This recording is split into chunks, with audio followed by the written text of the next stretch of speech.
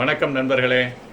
நம்ம தமிழ்நாட்டுக்கு election date announce பண்ணி கேண்டிடேட்லாம் எல்லா கட்சிக்காரங்களும் அனௌன்ஸ் பண்ணி புயல் வேகத்தில் நடவடிக்கைகள் ஓடிக்கிட்டு இருக்கு. நம்ம நெக்ஸ்ட் எலெக்ஷன் கேண்டிடேட்னு போட்டுட்டு சும்மா இருக்க முடியாது. இந்த சட்டமன்றம் நம்மளுடைய நோக்கமும் அல்ல, இலக்கும் அல்ல. ஏன்னு சொல்லி உதாரணத்தோடு முடிக்கிறேன். ஜிஎஸ்டி கவுன்சிலை பற்றி நம்ம ஒரு வீடியோ போட்டிருந்தோம். அதாவது ஜிஎஸ்டி ரீஃபார்ம் அப்படின்னு சொல்லி ஒரு மீட்டிங்கை போட்டு பண்ணாங்க. நம்ம அதில் ஒரு கோரிக்கை வைக்க விரும்புகிறேன். இப்போ அதாவது ஒவ்வொரு கடன் வாங்குறவங்களும் அந்த கடனுக்கான இன்ட்ரெஸ்ட்டுக்கு ஜிஎஸ்டி கட்டுறாங்க. உதாரணத்துக்கு நீங்கள் ஒரு வீடு கட்டுறீங்க, ஒரு 20 லட்ச ரூபா லோன் வாங்கியிருக்கீங்கன்னா ஒவ்வொரு மாதமும் ₹1 வட்டின்னு வச்சுக்குவோம் ஒரு பேச்சுக்கு, 20,000 ரூபா. அந்த 20,000 ரூபாய்க்கு 3,800 ரூபா, அதாவது 18% டேக்ஸாக நீங்கள் கட்டணும்.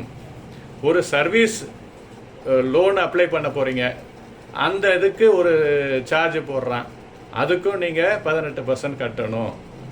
ஏன்பா கடன் வாங்குறான் அவனுக்கு ஒரு தண்டனை கொடுக்குறோம் அப்படின்னு மனசாட்சி இல்லாமல் சொல்ல முடியுமா? ஒரு உடம்பு சரியில்லை கடன் வாங்குறாங்க. ஸோ மக்களே, இதை முற்றிலும் நான் எதிர்க்கிறேன். இதை ஒரு கோரிக்கையாக வைக்கிறேன்.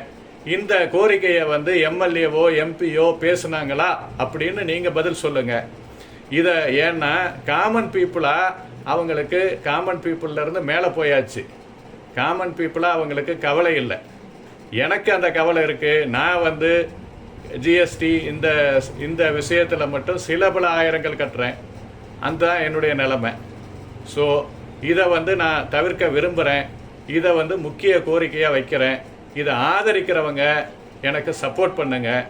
அதே மாதிரி பாராளுமன்றத்தில் எலெக்ஷன் வரும்போது 100% நம்ம நிற்போம்.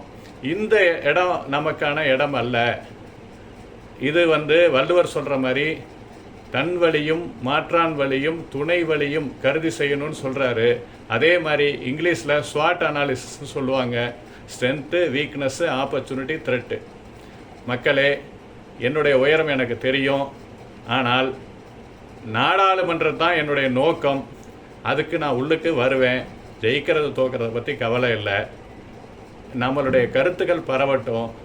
ஜிஎஸ்டி ஆன் இன்ட்ரெஸ்ட் அது முற்றிலும் ஒழிக்கப்பட வேண்டும். இதுதான் என்னுடைய ஃபஸ்ட்டு டிமாண்டு.